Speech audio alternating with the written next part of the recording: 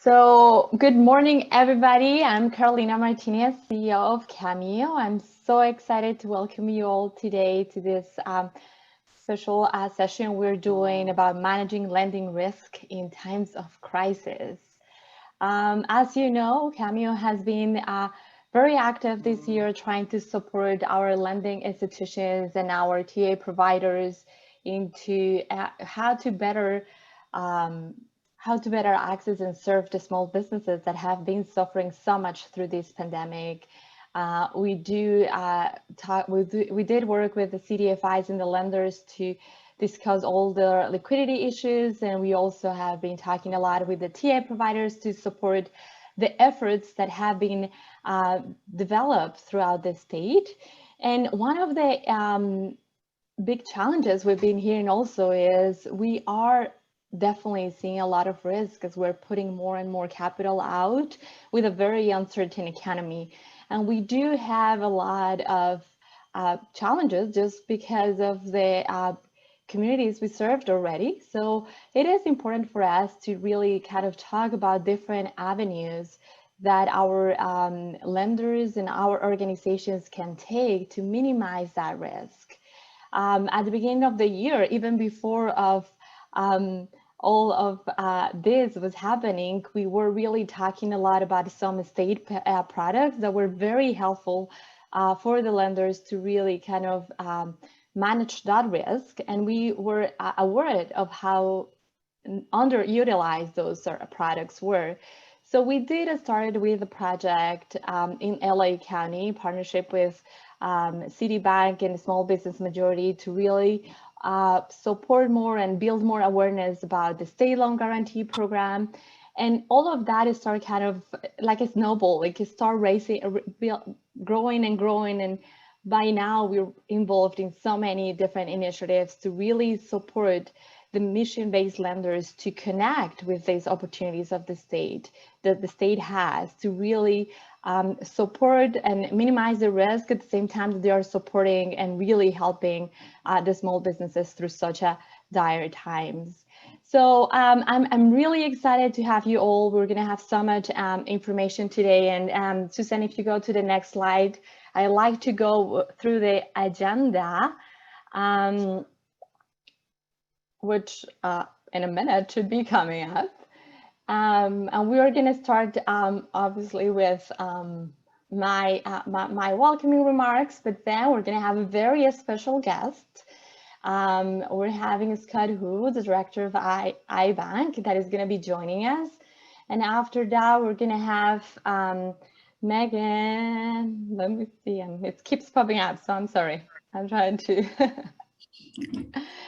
We're going to have Megan Hyde, from a loan officer from IBank, also talking a little bit about the state guarantee program and some of the programs they have available at the IBank to support the lenders through this process.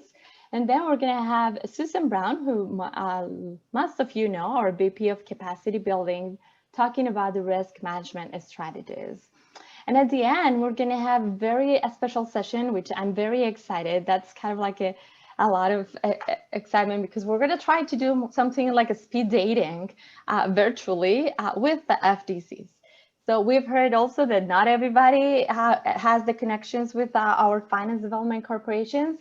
So we want to really make sure that you know them, you hear from them, and if you're interested in continuing that relationship, you're able to connect directly with them. So Heidi, who is our guru on all those breakout rooms, is going to help us do that. She's crossing her fingers, so hopefully they'll work. But I feel like this program is something that is going to provide a lot of information, but at the same time, it's going to give you very practical contacts for you to continue after this meeting. So with that, I'd like to introduce our keynote speaker today. We're very excited about having today Scott Hu, the IBank Executive Director. He has such an amazing resume. We were looking at that, and he has a strong passion for innovation and really supporting all the global philanthropic endeavors. So he was a partner and head of investments for the Omnitier network. I probably said it wrong, sorry. And he was also the White House Presidential Innovation Fellow and Senior Advisor to the Innovation Funds of USAID. And I was really excited to see the quote you have in the IBank page, Scott. So I wanted to just kind of read it really quickly about how your thoughts about IBank and how it combines all the things that you love and care the most, like infrastructure, economic development, climate change, environment, education, disaster relief, and how you see that all of that supports people. And that's what we are doing, especially during this year, trying to combine all those efforts to really get our economy, our businesses, our network to the other side. So with that, I really thank you, Scott, for coming today, and I'll just turn it over to you. Thank you, Carolina. Thank you so much for the kind introduction, and thanks for inviting IBank to join this seminar today. I did apologize to Carolina in advance. I've got some last minute construction going on in my house, and so I might be moving around. You might be hearing some welding going on in the background. I hope it's not too disruptive, but hopefully we can get through this without interruption. But I wanted to just say that you are all the dedicated folks in the field that make our work and our mission possible. I know how difficult this environment is for each of you and for each of your communities, and your work right now is more necessary than ever. And we at IBank want to do everything that we can to help support you. Next slide, please. So there may be some of you on the call that are not entirely familiar with IBank and our mission and programs. And so I'll just give a high-level overview. We were formed in 1994 as California's only general purpose financing authority. Our mission is to promote jobs and to contribute to a strong economy and quality of life for all Californians. To date, we've financed over $40 billion of bonds, loans, guarantees, and other credit enhancements. And that includes over $3 billion for small businesses. We have our revolving fund that's rated AAA by all 3 major ratings agencies, and a long track record of achieving public benefit goals along with sound credit standards. I've only been here since January of this year, but as Carolina mentioned in her introduction, when I saw what the mission and the platform of IBank provided, I really came to believe that this is a fantastic platform to help the people and the communities of California. And that's what attracted me to come into this role. And I'm delighted to have done so. Some of our larger programs that have been in existence for a long time, we have the revolving fund and our clean programs. Those are direct loans for municipal infrastructure. We have our conduit bond program, and that provides public and private bonds for public agencies, nonprofit activities, and other private activities. And then with this recent budget passage in July, we launched our Climate Catalyst Fund to accelerate viable solutions to achieve California's ambitious climate goals. Next slide, please. And of course, we have our Small Business Finance Center, which has really come under the spotlight this year, given the economic crisis that's afflicted the state. Within the Small Business Finance Center, our core program is the Small Business Loan Guarantee Program, which works with a network of 7 financial development corporations that cover the entire state. I believe some of you are on the phone today. And we're really proud of the fact that 82% of the staff at the FDCs are minorities, and a majority of the staff are female. And I think that's really important. It's an important criteria and goal to help achieve the mission that we seek to attain. The Small Business Loan Guarantee Program's offering primarily is to provide guarantees of up to 80% on up to $1 million on loans of up to $20 million. We did 470 of these last year. Generally, they average around $500,000 per loan. And one thing to note, as I look back over our recent history that we're quite proud of, is that in the last 5 years, we've doubled our loan dollars to minorities across the minority categories And we continue to see an upward trend in that statistic. Within the Finance Center, we also have a jumpstart microloan program to provide startup loans to entrepreneurs. And then, of course, in April of this year, with the acceleration of COVID-19, we launched our COVID-19 Disaster Relief Loan Guarantee Initiative for microloans to the smallest of businesses that were traditionally the underserved, the underbanked, the underrepresented communities. We recruited 13 CDFIs. Many of you, I believe, are also on the phone today that serve these target communities. And these loans have largely panned out the way we've anticipated. They average right now about $33,000 per loan and are serving businesses that on average have under 5 employees. And so really microloans for the target market. Initially, this was only available for those that could not avail themselves of PPP or other federal relief. But starting in July, we relaxed that for those that receive some insufficient amount of federal aid as well. And so to date, we're quite proud that the conditionally approved guarantees that have been issued have gone 83% to either female-owned, minority-owned, or businesses in low to moderate income tracts. And when I turn it over to Megan, she will speak at much greater length and depth about our SBFC programs. But as you all know, that given a crisis of this magnitude, that what we've done to date just isn't sufficient. It's not good enough. We need to do more. And so that's why in every discussion of this type, I always try to ask, what else can we do? What else should we be thinking about? And if we're not bringing it up in each of these types of discussions, then it's probably just not going to ever happen on its own.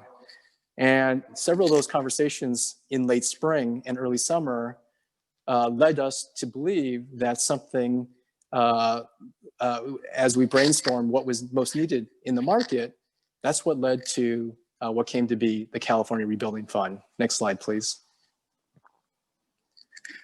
And so the California Rebuilding Fund, I'll give a high level, and then Megan later can go into greater detail about eligibility and criteria for the fund. But next slide. As you all know too well, that the challenges facing the historically disadvantaged and underrepresented communities are quite clear. You've been living it, you work in these communities, you understand that the financial system was never really designed to serve these communities and these business owners. Next slide. And then, of course, whenever there is a crisis, economic or otherwise, those that tend to be hit the hardest are the historically disadvantaged. And so not only is it tough for these categories of business owners to access the system in the best of times, it's extremely more challenging in the more challenging of times. Next slide, please. And so we recognize that federal help has just not reached those in the greatest need in a sufficient manner. I mean, that's very clear to everybody. And so we decided that we needed to launch this initiative to help fill some of those gaps with our limited resources and to serve those underrepresented populations. And that's what led Governor Newsom and the legislature to provide new authorities to IBank this summer, as well as a state allocation. And keep in mind, it might seem like a very modest state allocation, but it occurred at a time when there was no money to go around. Everything was being cut, and yet somehow they got together and found money for us for the specific purpose of making something like this happen.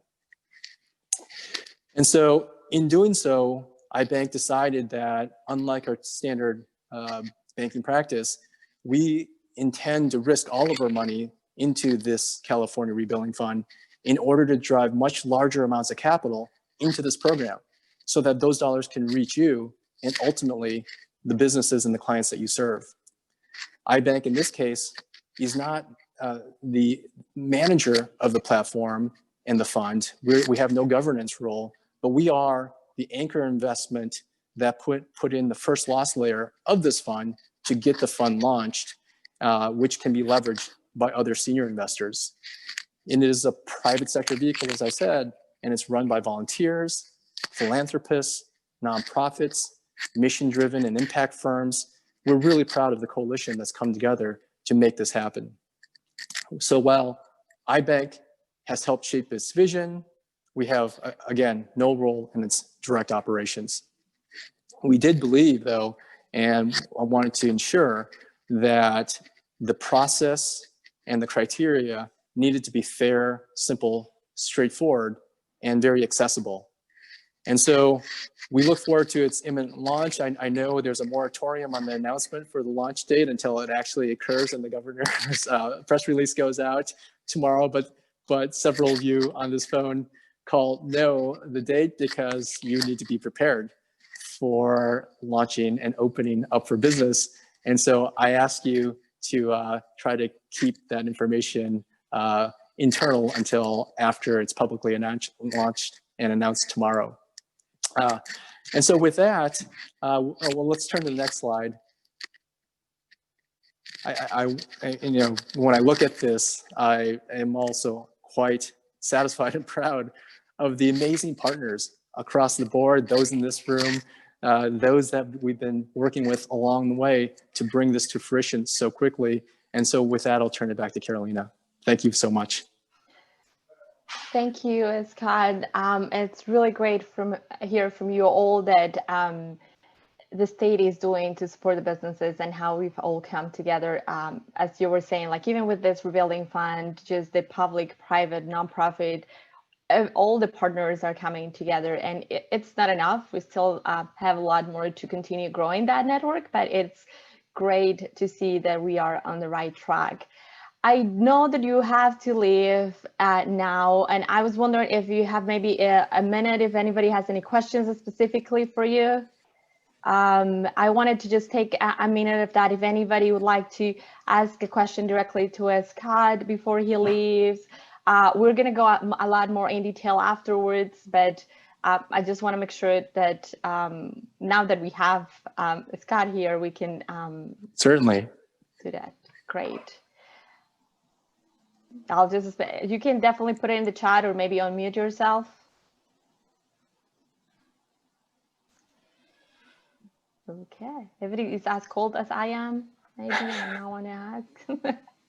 Okay, well, that's fine. It's good. And if anybody has a question that they'd like to send us later, we'll definitely send it to you directly. And I'm sure Megan also is going to help us answer any questions. Great. Thank you so much. It was a pleasure. And we'll talk to you later. Okay, bye. Thank you. Have a great day. You too. And after that, I'd like to just turn it over to Susan. She's going to kind of frame the conversation about the next training, the rest of the training. Susan. Yes, hi everybody. This is Susan Brown with Cameo, and we're going to have Megan from the IBank talk a little more about the IBank's programs for a few minutes. But the way we envisioned this meeting today, this event, was to really help CDFIs in our network who haven't been participating in the State Loan Guarantee Program to learn more about it, meet the FDCs, and get a chance to step into the program with more information and connections. We also wanted to sort of nest the State Loan Guarantee Program in sort of the whole bucket of risk management strategies that you need no matter what, and certainly that CDFIs need in this really challenging economic time. So we'll go into some other sort of just dipping the toe in the water on some other risk management strategies, and maybe have a few minutes time for discussion after Megan has finished her presentation about the State Loan Guarantee Program. So with that, I'll turn it over to Megan to do her presentation. And just let me know what slides you want me to go to next, Megan. Good morning. 1 second. My boyfriend is getting my dog out of the room so that he doesn't like make noise or bark, or he's been known to disrupt webinars. Yesterday I had one and he was literally running around the kitchen table behind me with my boyfriend chasing him. So we'll get him out of the room in just a second. Okay, he's gone. Good morning. My name is Megan Hodop. I am a loan officer at IBank. I looked through the participants. I actually see a lot of familiar faces on here. So I feel like a number of you are part of our FDCs, or you work for Cameo, or you're a CDFI that I've worked with before. So that's good. I like seeing familiar faces. It makes my job a little bit easier. So I'm here just to kind of discuss IBank as a whole, well, the Small Business Finance Center as a whole, and the programs that we offer. So the goal at the Small Business Finance Center is to support businesses throughout the state with credit enhancement and programs that we offer. Our main program is a loan guarantee program that's designed to assist businesses that experience barriers when it comes to accessing capital. What we do is encourage lenders to provide funds to small businesses to help them grow and prosper in the form of a credit enhancement of 80%. So essentially, we provide an 80%, up to an 80% guarantee on a bank loan to allow lenders to feel a little bit more comfortable with making loans to small businesses. We also have a direct lending program called Jumpstart for new businesses in certain areas for up to $10,000. And then we have our disaster relief loan guarantee program. Next slide, please. So this is just some information regarding the program last year, last fiscal year. So in fiscal year 19-20, we guaranteed 470 loans with our FDC partners.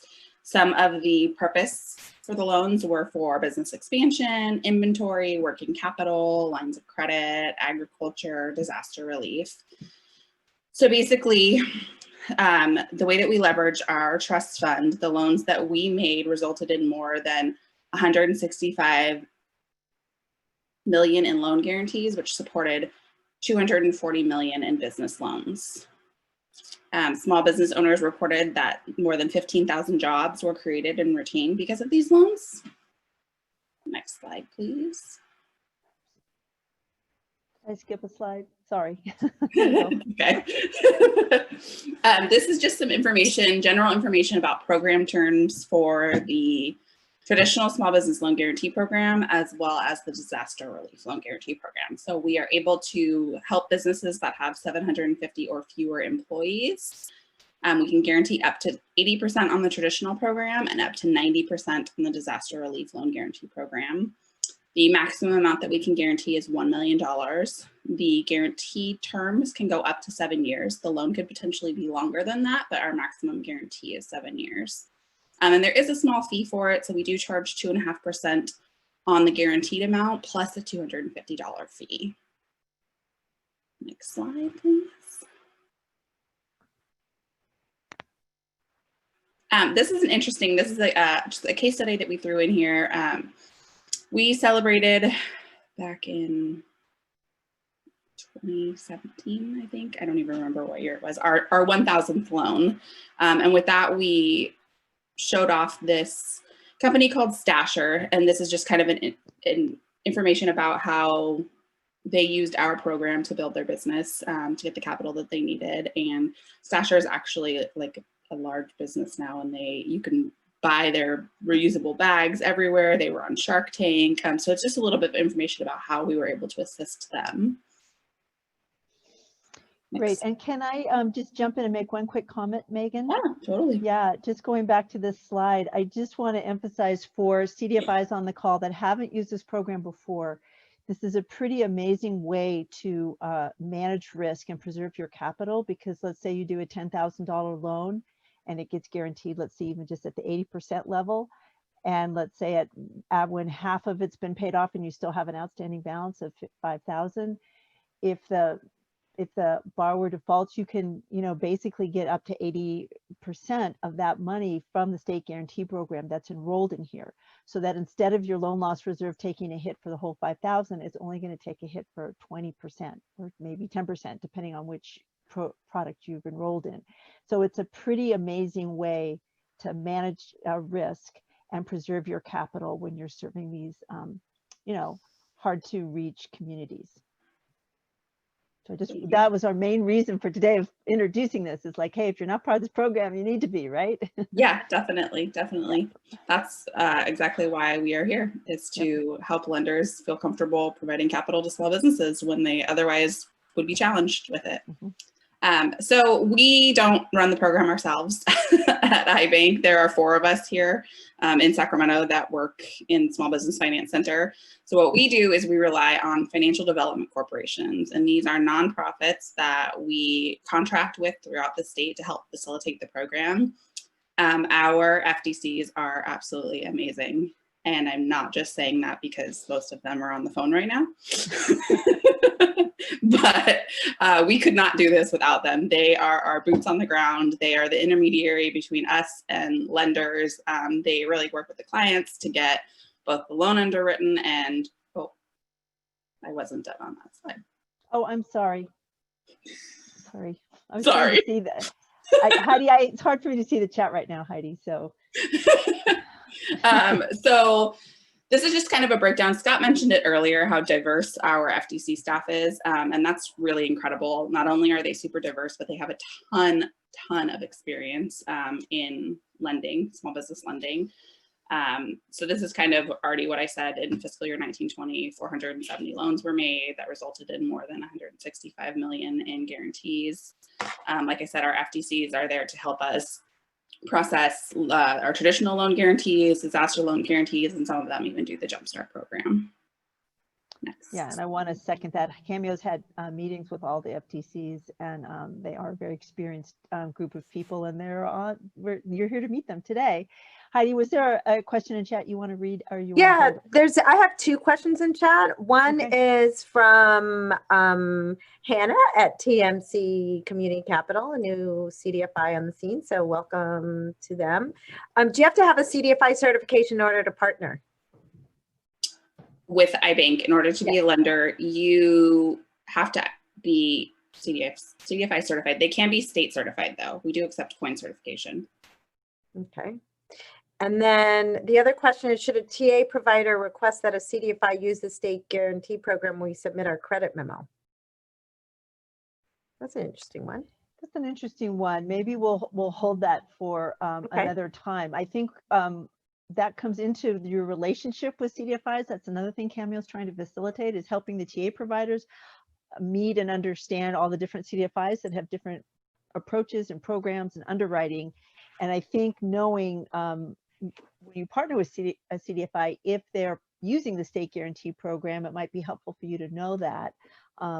But it's usually not part of the direct loan package. It's up to the CDFI to decide how to use the state guarantee program to help them manage risk. So it's not usually a borrower-centric thing. It's a CDFI management decision, but we can talk about that more. I also should note, I think most of the CDFIs that I see on here are already certified to use our program. The process is really simple. We have a 1-page certification that they fill out. When you meet with the FDCs later today, you can actually work with the FDC to send in the certification to us, and we can approve it same day. It's very fast. And then you're able to use our program. This is a little bit of a text-heavy slide, so I'm just going to read through it for everybody. Basically, lenders are provided coverage on guaranteed loan defaults. Loans can be lines of credit, term loans, short-term, long-term, fixed or variable rate, secured, unsecured, and can have any type of amortization schedule. The only thing that we're worried about is that the loan must be for an eligible business purpose, like the things that I had listed earlier. As far as underwriting criteria go, we rely on the lender's underwriting and the FDC's underwriting of the guarantee for that part. We don't have any control over the underwriting. Participating lenders enrolled in the SBLGP perform, that's exactly what I just said, all loan underwriting and submit the application to the SBFC on behalf of the borrower for a loan guarantee. So essentially, the lender will work with the FDC to underwrite both the loan and the guarantee, and the FDC will submit the loan to IBank for approval on that guarantee. We will provide a conditional approval on that. So the lender will work with the FDC. The FDC will send it into us and say, here's this loan we want to conditionally approve. IBank will look at it. It meets our requirements. We say, yes, you have conditional approval on this. The FDC then goes back to the lender and says, go ahead and issue the loan, fund it, fill out the docs. Here is our guarantee agreement and the things that we need for IBank. And then the lender fills that out. The FDC comes back to us with those items and we approve the final approval on the loan once it's issued. I don't know if that makes sense or if I'm just kind of rambling. So this is kind of what it says here. Once you must certify that possession of this. Yeah, so that's already what I said, just written out about how a lender must fill out a certification to participate. It's pretty simple. You can work with the FDC to get that. So next slide. So this slide is a little bit of information. I know Scott kind of mentioned it earlier. We got a $50 million allocation from the governor earlier this year to support COVID-19 disaster relief loan guarantees. The focus of this, the loans aren't limited to this, but our target market is kind of women or minority-owned businesses that are located in low to moderate income census tracts. So in fiscal year 1920, so this is the time between April 1st and June 30th. We did 141 conditionally approved disaster guarantees that resulted in 5.2 million in disaster loan guarantees and supported more than 5.6 million businesses. This helped to either retain or create 842 jobs in the state of California. We're happy to report that 83% of the disaster relief loans for this COVID fund went to our target market. And then there's a little bit more information broken down between the number of loans, if they're minority owned, the dollar amount, the percentage there for you to look at. Next slide. Okay, thank you, Megan. I just wanted to check with Heidi if there's any, it looks like there's no more questions in chat at this point. So I appreciate your presentation, Megan. Thank you very much. And like I said, Cameo is here to support people in terms of getting more connected with the IBank and the FDCs to help you step into this as one of your risk management strategies. It's a very, very powerful one. And we hope to support everybody in our network participating in this program. Okay, so thank you. We're gonna keep going on with our presentation at this point. So I'm gonna skip a couple of slides here that are on the state loan, on the California Rebuilding Fund, which we're doing a whole series on. And I don't know if somebody on the Cameo team could maybe put into chat our next, if there's a meeting scheduled for our next training on that, if you're still looking for more information about the California Rebuilding Fund that's launching any day now. So again, what we're really talking about here, the title of the event is, managing risk in economic crisis. And so we are really working with a lot of CDFIs in California and around the country on getting a whole sort of phalanx, a whole bucket, a whole palette of risk management strategies to help you continue lending, take risk, but also preserve your capital and have successful loan repayment. So, risk management is important to prevent potential problems. It's a way to have early detection of actual problems. So we're preventing problems and detecting problems early. It's all about adjusting your policies and procedures based on repayment evidence and what your experiences and read of the economy is, especially in these really hard times. You want to consciously evolve your loan program and operations and credit culture to address, again, your mission, who you're trying to serve, and what challenges people are facing right now in the economy. And, end-to-end risk management, really from I got this line from Emily Gasner, who's on our staff, really from almost the first interaction you have with a borrower to when they've completely paid off the loan. You're thinking about risk management and like, what can I do at this stage? What can I do at this stage? What can I do at this stage in order to help make good decisions on lending, make sure this borrower is supported and pays back fully, and that it's a successful exchange for everybody involved. Of course, you want to preserve your capital, meet your mission, create impact, and satisfy your funders. And this final line is from Kim Buttimer at CDC. She goes, "You just sleep a lot better when you have good risk management in place. You don't fret at night." So today we really are just doing a really brief intro to risk management, because even in good times you need this, but nowadays you need it even more. It's more important than ever, and so you should have many strategies, and we're just going to touch on a few of them today. If you would like more information about these strategies, we teach them in a class called CDFI Essentials and also Micro Lending Essentials, two of our kind of main micro lending incubator programs. And I think somebody from the Cameo staff can probably put links to those things on our website if you're interested to have a much deeper dive. We spend some of these risk strategies, most of them actually, we spend a whole hour on training on in CDFI Essentials, and today we're going to spend about 1 or 2 minutes on each of them. So there's definitely a lot to be, much more to be said here than I'm going to talk about today. So the ones I want to talk about today is we have talked about the State Loan Guarantee Program. Megan did a great job of presenting that. We really encourage you to dive in, and we do one of the FDCs here, Juan Carlos, often does a presentation at our CDFI Essentials for us on that program so that you'll get more information about it. We're going to just briefly touch on risk rating systems, on a clear underwriting grid, healthy loan committees, loan loss reserve servicing, and data collection. And then actually at the very end, we could have had one more bullet. We're going to talk a bit about projections, how to do projection-based lending, which is where I think a lot of people are at in this current economic situation. So as you can see, the State Loan Guarantee Program, we've already gone over, but you know, the FDCs who you're going to meet later are kind of at the center between the lenders and the state, and then the lenders, your CDFIs that are on the call, are of course interacting with the borrower on the State Loan Guarantee Program. So if you have more questions about them, please put that in chat, but I'm going to say our discussion so far has sufficed on this one. So super briefly, risk rating systems, we're going to give you a document, I believe, in chat that does a great job. OFM published a really nice document on risk rating systems, an intro that I suggest you all look at if you need it.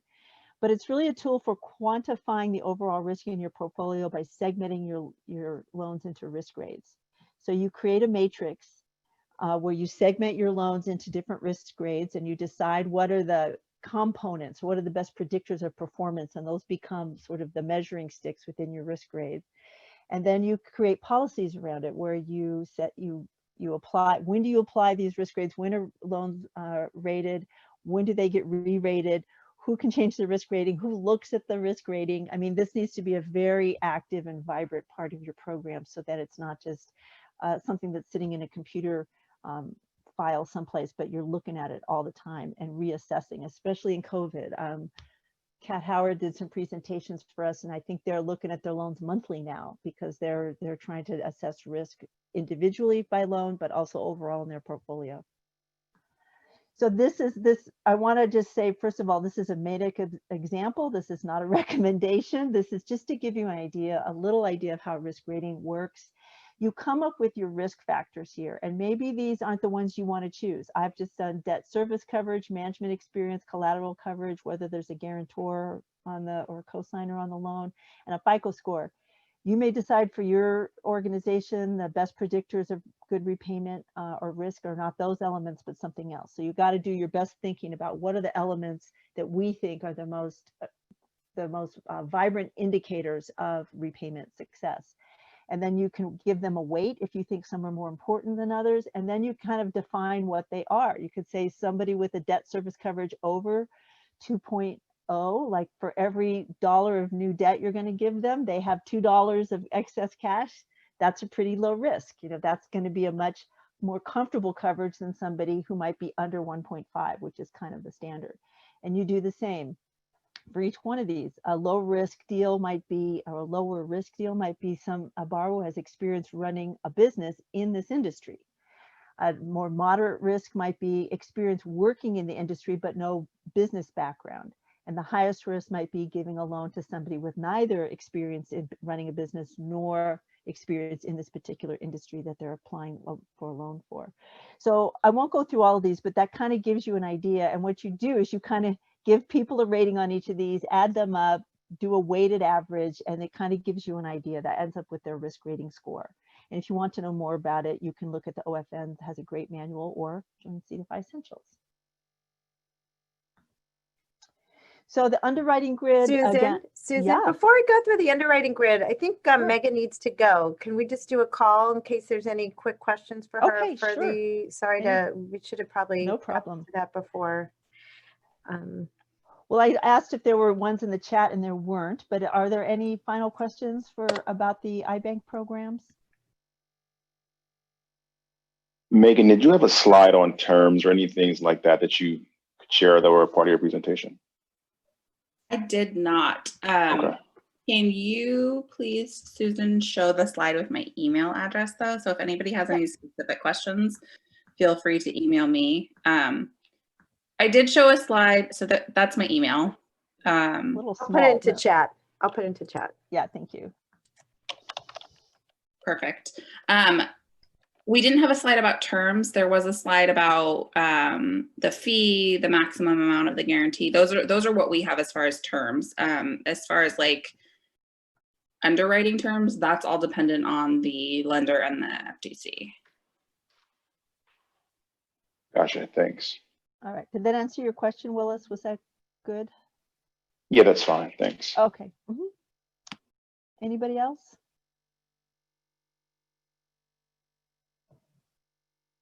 If you want to, if you're interested in participating in the state loan guarantee program, email Megan. Yeah, Megan. If you're a lender, a new lender, because there's a few new lenders that are on the call that are not. Yeah, you can either email me directly or you can work with the FDC that you choose. Either way. Great.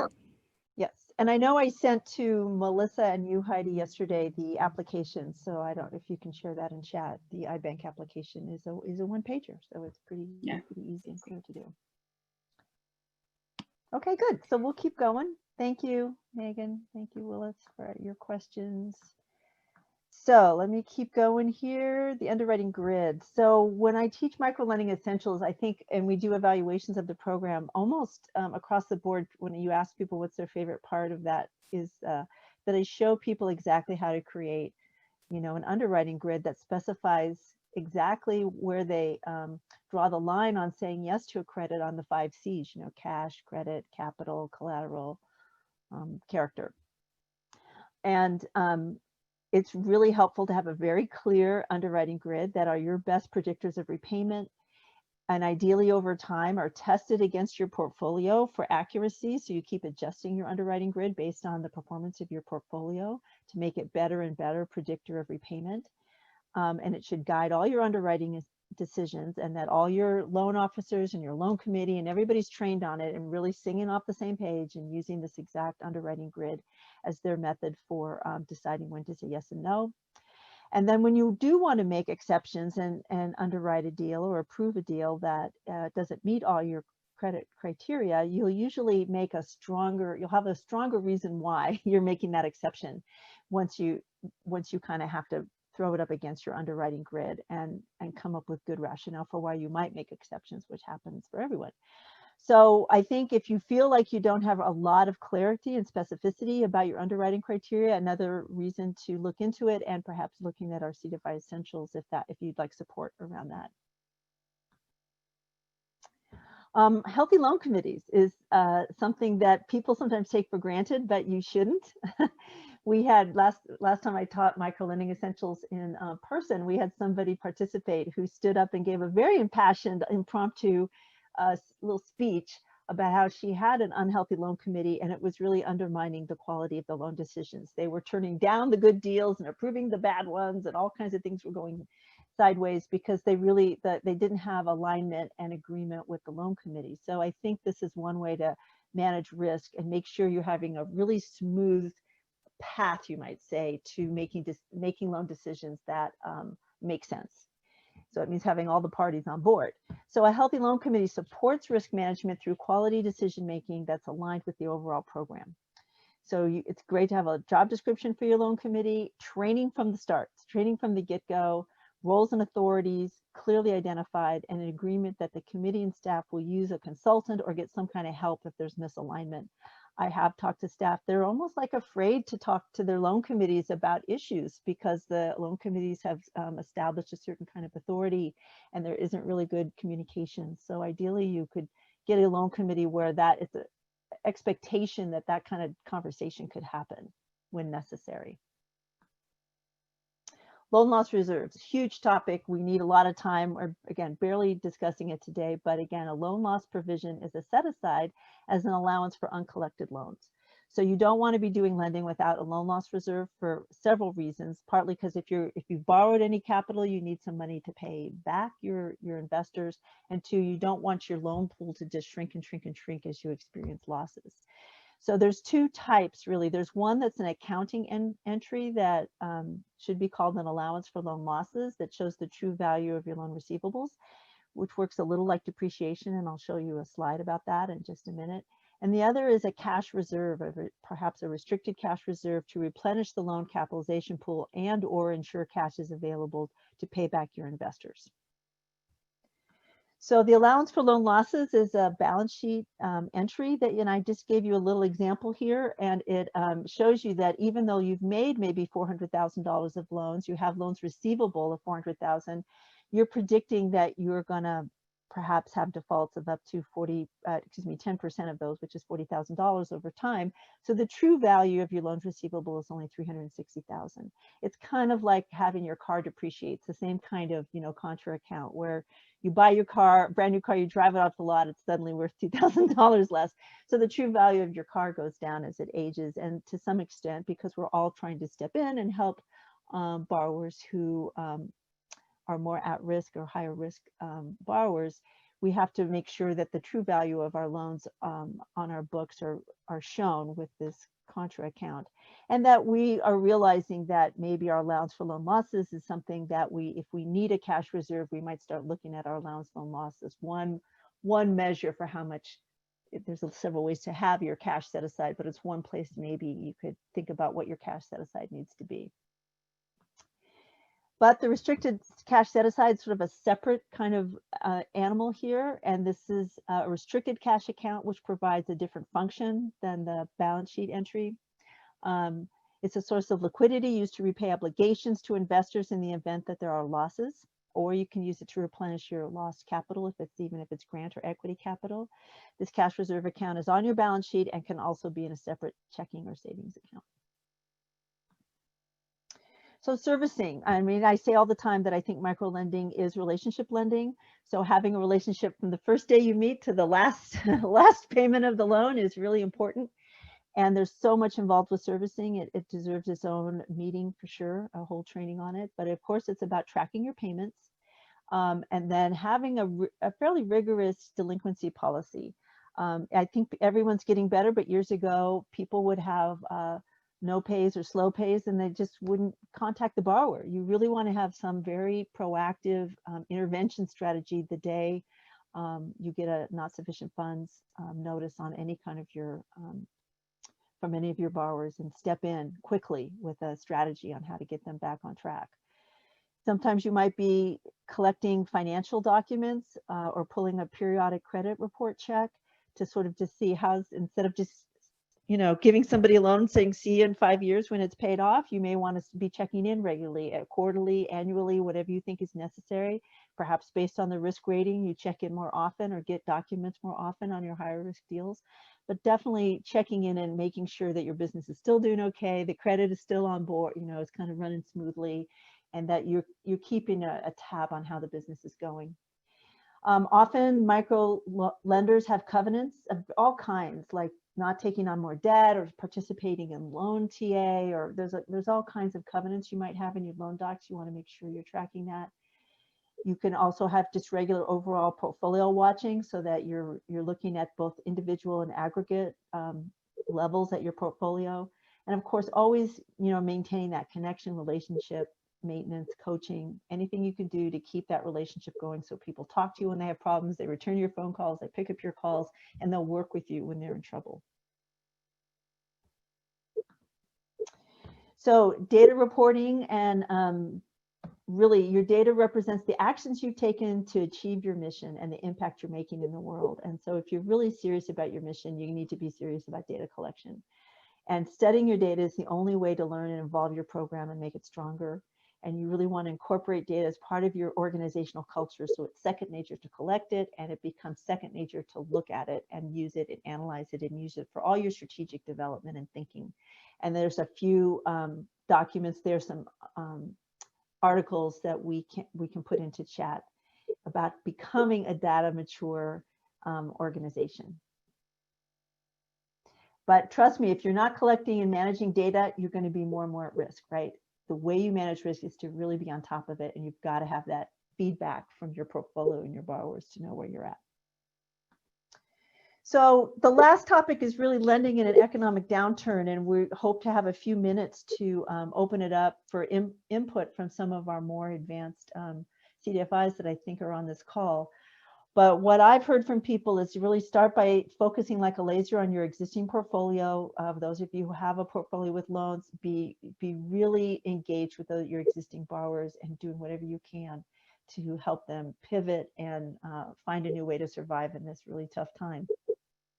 Strategic frequent review of the portfolio, especially all your troubled deals, you know, like monthly. You may not have to do this when it's not an economic recession, but in a recession, it's like, boy, keep watching that data. Communicate with all the executives and board on troubled deals and overall performance. Always send the information up the chain of command so everybody knows what's happening. Offer deferments, grace periods, and restructuring where it helps a business stay afloat.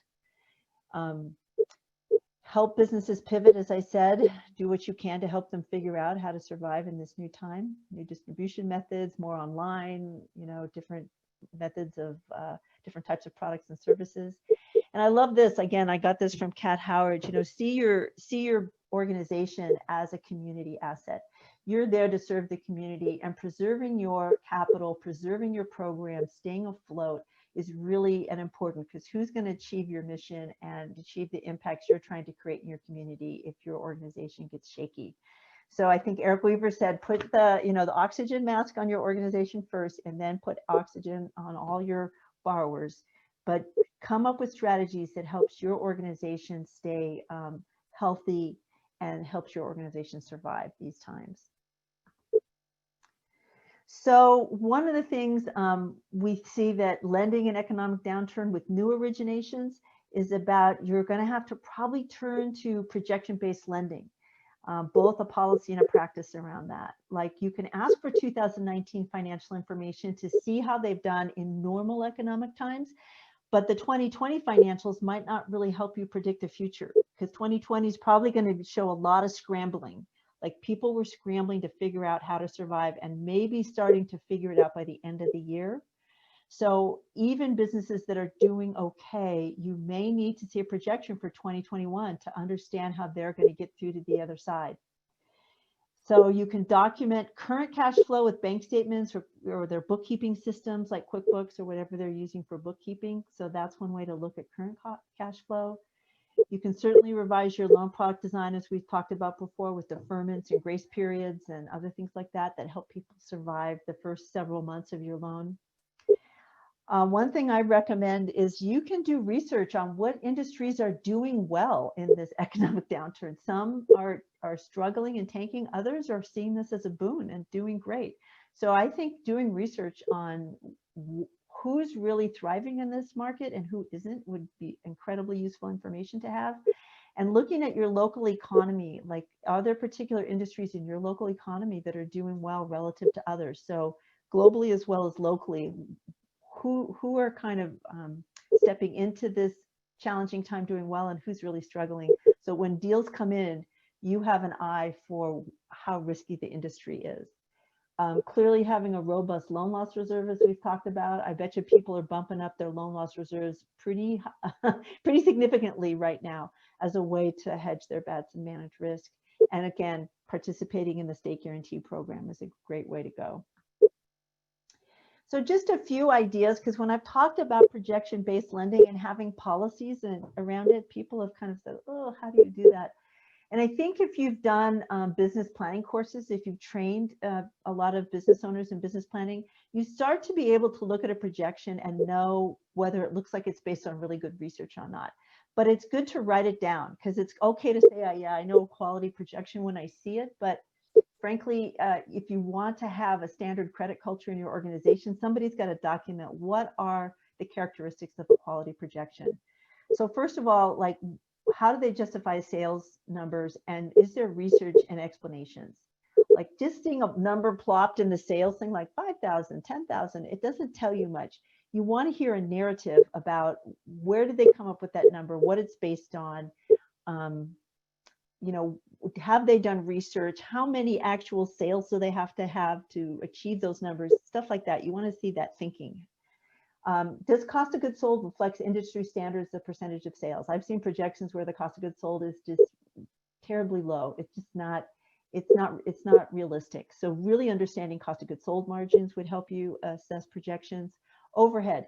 Do you know the costs in your region? Do you know what you know, rents are? Do you know what utilities are? Do you know, I don't know, what it costs to lease equipment or whatever it is? Like, actually understanding overhead costs in your area would be very useful to have. Again, is the industry high or low risk? What's your policy on kind of determining household expenses? You can actually ask them one and say, what do you spend on, you know, food, clothing, insurance, blah, blah, blah, every month? You could use some kind of standard charts that are available for a low and moderate income by household size, but somehow have some kind of policy around how you assume what people's household income is important way of assessing projections. Working capital is often left off of projection, especially if they're showing a loss at the beginning. It's one thing to say I can cover my startup costs, but it's another thing to say if sales are low the first few months, where's the working capital coming from? So make sure there's something in there. And is there an alternative source of income, especially for a startup period? Is there someone else in the household that has a job or is bringing in some other revenue so that the household is okay while there's a startup or the business is regrouping because of COVID? So those are some projection-based lending ideas. And then what I think I'd like to do is pause here and maybe stop sharing and say there's several others experienced CDFIs in this meeting. And do you have anything else to share on managing risk that might be helpful for some of the startup CDFIs in the room? Would anyone like to share something that I haven't mentioned?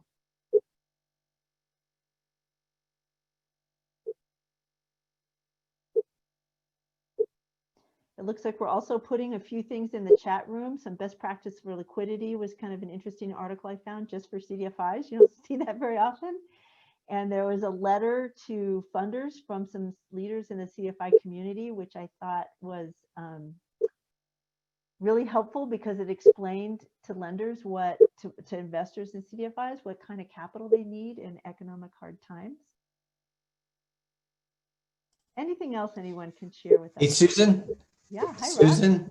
Hey, so, you know, we're always looking to mitigate risk, and that's why we became, you know, we're a CDFI, but we became a SBA community advantage lender so we could get the guarantee. So we went to all that work and we're doing that.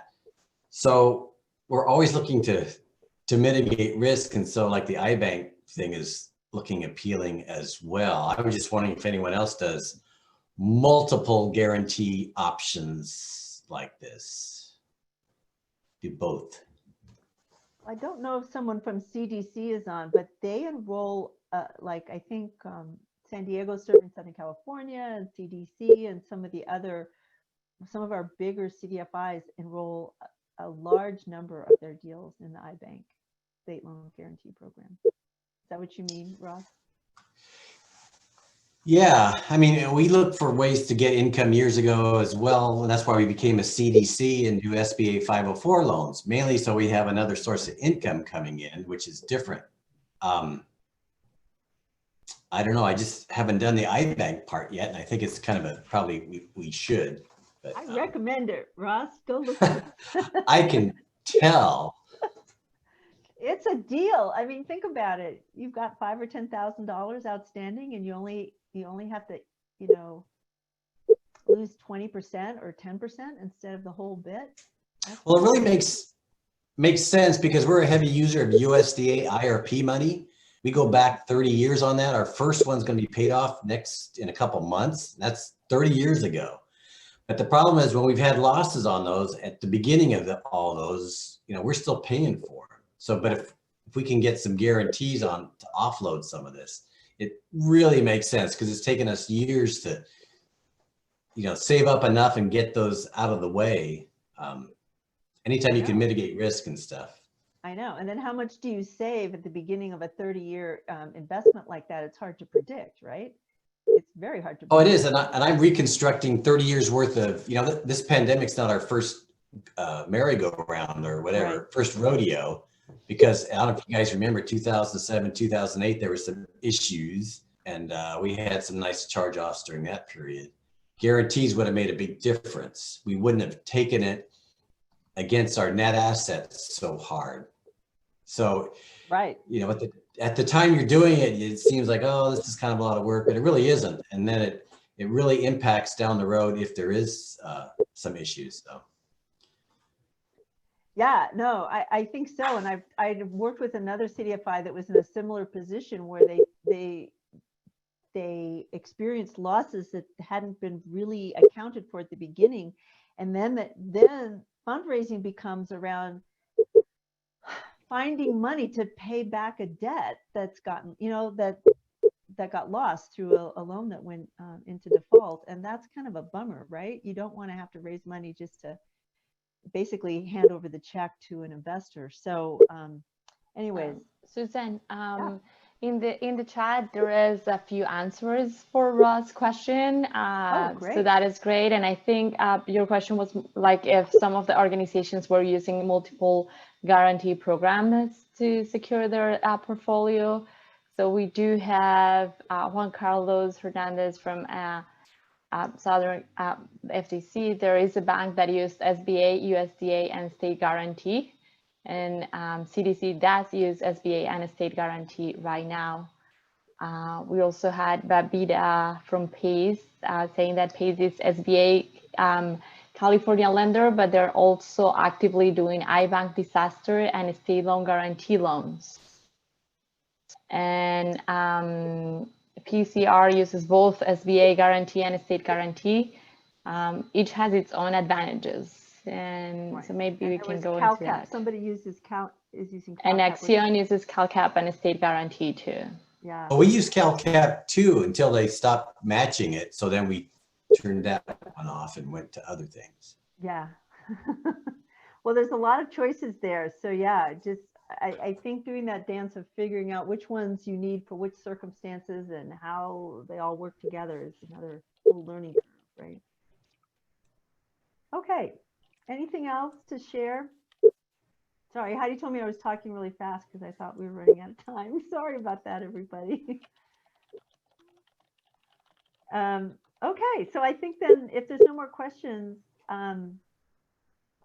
we're done, Heidi. We could go to the next. Great, except I don't know if we're going to, we went a little bit faster than I anticipated. So I don't know if Sorry. Yeah, Susan, can you go back to your element slide and make sure there's no questions on any of them, like if somebody wants you to go deeper into it. So I think it was slide 25, that one. So we talked about the state loan guarantee program. We know this wasn't intended to be a full-on training and just to get everybody kind of thinking about some of these things. But is there something, I mean, is there one of these things that you would tackle first, Susan? Like if you're trying to manage risk and you have 7 things you need to do. I'd probably at least start with the underwriting grid and servicing. Underwriting, grid, and servicing, and then start to develop the other things after that. Okay. Are there any, does anyone have any questions for Susan on any of the other pieces, the risk rating system, underwriting grid, or I think Megan might still be on the line if I'm not mistaken. Even yep, she is. So even the state loan guarantee program, Healthy loan committee, I feel like that's kind of like the obvious one, but the one that might be the hardest to do. It's surprising that it's a little dicey for people. Well, that's the relationship, right? People could get the technical stuff down. Here's my underwriting grid. Here's my risk rating system. Well, it also depends on your history with your loan committee, but I think like thinking about how do I get to a place with my loan committee that we can have fairly frank and honest conversations and I don't have to tap dance around them. I just think that's really a good idea. And like, how can I get there? I also have this other thing that it's sort of an edited program. It's a little bit of the state loan guarantee program in just a small little chart, because I think Willis was asking about the terms. And so I think the main term is that is this 2.5% of the guarantee. There is a fee of 2.5%. So I think that is important to know. The interest rate is set by the lender, by the CDFI. The uses, I think Megan went over in her slide and the use of proceeds, what she covered in one of her slides. The FDCs pretty much use the paperwork that you use to underwrite your loans. Now, some of them may have, that's where you need to kind of get to know your FDCs, because maybe some of them have certain kinds of requirements that you have to fulfill in order to get the guarantee through them. And so there's I think there's some variation there. The loan amortization is a 7-year guarantee, but allows longer amortization in some cases. You can refinance some existing debt, and you can receive up to 80% with the regular program. And I wasn't clear whether it was 90 or 95% with the COVID product. I kind of forgot what that was. It's up to 95%. 95%. Thank you. And so here's kind of how the math works. We did this with the $1 million deal, which I know most of you are doing much smaller deals, but it kind of just shows you, the amount guaranteed in a $1 million deal would be 800,000, and that as that outstanding principal declined, that number would go down, but it would stay at 80% of whatever the outstanding balance is what you could collect should the loan go into default. And on a $1 million deal, the fees are somewhat significant. So that is something to also consider, that there is a decent fee up front. But and so that's part of your own strategy. If some of you are helping very, very hard hit customers, you may want to have a strategy around how to help borrowers pay the fee, perhaps. I don't know if there's anybody on the phone, on the call, who does help borrowers. I know the California's Rebuilding Fund, I think, is going to cover the fee for borrowers, but if in the non-California Rebuilding Fund, if occasionally you figure out a way to help borrowers with that 2.5% fee. So, but this looks pretty good. You can do $1 million deal and only have $200,000 of exposure. So that's looks pretty good, I think. Okay, well, I'm happy to answer more questions or talk more about any of those elements. And I didn't realize we weren't starting the Meet the Lenders till 11:30. I'm sorry. I got us finished a little soon. That's okay, Susan. If anybody is interested in any of the Cameo programs, so getting involved in going deeper into these elements of risk, they're covered in our CDFI Essentials. We have some of our participants, I know, on the line, so that's cool. Thank you very much. I know TMCC is participating and several others. So and NAAC, and people are you can email me. My email is there, and I'll also type it into chat. And that's going to start up next year. We're wrapping up this year, so we're toward the end of the cohort, but we'll be starting a new one next year. So if you're interested in that, please do email me if you're one of the lenders on the call that hasn't participated. Also, Susan's in the process of delivering a microlending essentials class. It's a 7-week online underwriting training. People have really found it useful. you walk out of there being able to write a credit memo. I know some of you on the call have a lot of experience, but if you know lenders or staff or have new staff that need that training, that's available as well. We'll be starting another cohort in the middle of the year. And we didn't advertise this one at all heavily, because when we did the one in September, we had a waiting list that completely filled this class and has started a new waiting list. So these classes do sign, they do sell out. So if you're interested, you can email me or Melissa. Melissa can type her email into chat, and we'll make sure that you get on the waiting list for that. So we also have we also are aggregating small volume lenders onto a technology platform, state-of-the-art cloud-based end-to-end, really helps you with all your aspects of lending. And that's an aggregate model. It's something that you would be unlikely to afford on your own. And Susan can tell you about that. And we have a loans to lenders program. If you're interested in that, Emily can pop her email into chat. It's basically for young CDFIs who don't have a lending record and need to get a few loans under their belt before they can attract other capital. And I think many of you, or if you're new to Cameo, we have an annual conference where we do our micro lenders forum. This year it will be online, so stay tuned for that. But we're gonna, if there's no questions, we're gonna take a 7-minute break. So on my computer, it's 11:13 now.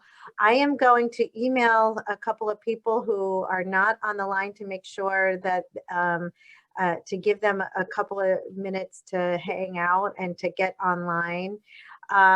We are gonna do some breakout rooms where you have time to meet the lenders. Where the lenders have time to meet the FDCs. And if you are not a lender and would like to talk to FDCs or would like to just kind of meet some other people who are in the Cameo network, we'll stay here in the main room. We did create some alternative breakout rooms. So I'm gonna let the people who we know are lenders and who we know who need to meet the FDCs. We're going to do that first, and then I can pop you into other rooms to talk to some other people. I did base this on the registration, so we do have a few people who didn't show up. So I am hoping, I'm just going to give fair warning. I am hoping Zoom doesn't blow up on me when we launch the breakout rooms in 20 minutes. I'll call you all back first, and then we'll launch the breakout rooms. If it does, just log back in, and you'll just have to be a little bit patient, and I'll do it manually. I am gonna also do something I've never done before on Zoom, is play music during a break. So I'm gonna start to share my screen, and let's see if I can, let me, So when do you want everybody back, Heidi? I want everybody back. Actually, it's 11:15. Let's be back at 11:22. You have 7 minutes to go use the facilities, get yourself some coffee, some water, whatever it is that you need to do, or dance to the music. I got some good tunes I've lined up for you if they work. And let's see if this happens. I'm going to do that without, I'm going to mute myself and share my screen. So 11:22, and we'll see you there in a minute. And I'll stay on chat and answer some questions.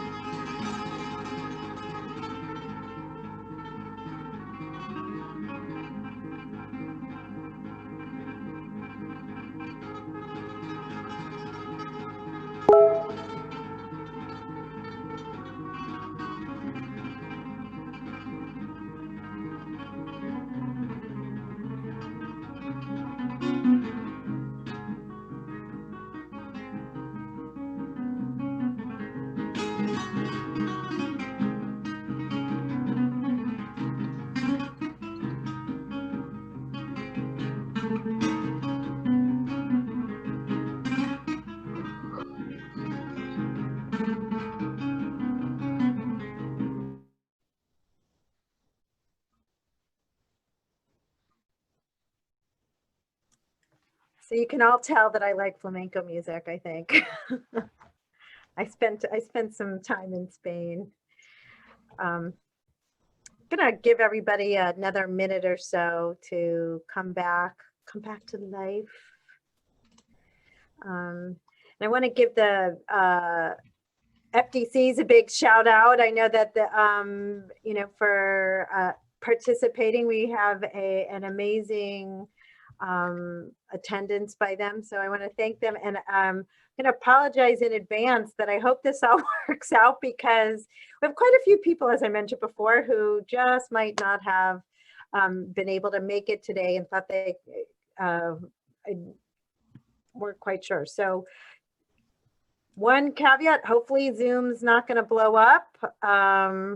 We're going to pray for that it's the people who are not here and are already assigned to the breakout rooms, it won't blow them up. What's going to happen is that I'm going to send everybody to their first breakout room. For those of you who remain in the room, I will be able to move you to another breakout room in the case that you want to meet either somebody else on the call, or if they're not in a breakout room. And we're just going to have to wing this, because that's just how it's going to go. So if you are an FDC and don't get somebody in your breakout room, it is because they didn't show up. We will change the breakout rooms every 10 minutes. So that is to say, I think my fear of having too many lenders in a room with some of the breakout rooms who don't have, there's several people from a couple of the FDCs, and then for a couple of the FDCs, there's only one person. So we were going to have 3 or 4 at sometimes go in. So I think that will be alleviated. So that shouldn't be an issue. So you might, if you do get more than one, just be aware of the time. I'll give everybody a 2-minute warning to wrap it up when I'm going to bring you back. So I am going to send everybody I'm going to start breakout rooms. I think we could stop recording now.